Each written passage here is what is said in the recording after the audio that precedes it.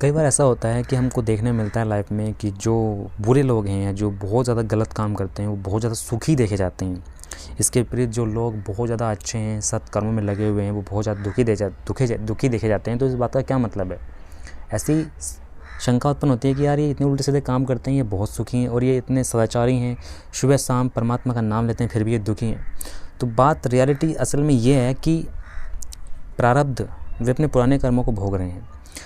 जो पापी हैं, जो इस समय पाप कर रहे हैं, उनका भी पुराना डेटा चल रहा है और ये पुराना हिसाब किताब चल रहा है। उसमें उन्होंने अच्छे काम किए थे तो वो उसको भोग रहे हैं। जिस दिन उनके वे पुण्य खत्म हो जाएंगे उस दिन से उनकी बहुत बुरी गति हो जाएगी। इसी तरह जो वे इस समय दुखी है ना, वे अपने पुराने डेटा को देख रहे हैं, पुराने डेटा को भोग रहे हैं, पुराने कर्मों को भोग रहे हैं। उनका बहुत गंदा हिसाब था तो परमात्मा पहले उसको साफ़ कर रहे हैं। तो देखो गीता क्या कहती है, क्षीणे पुण्य मृत्य लोकम विशंति। जब पुण्य कर्मों के फल समाप्त हो जाते हैं तो मनुष्य सुख के शिखर से जीवन के निम्नतम स्तर तक गिर जाता है। जब पुण्य कर्मों के फल समाप्त हो जाते हैं तो मनुष्य सुख के शिखर से जीवन के निम्नतम स्तर पर गिर जाता है।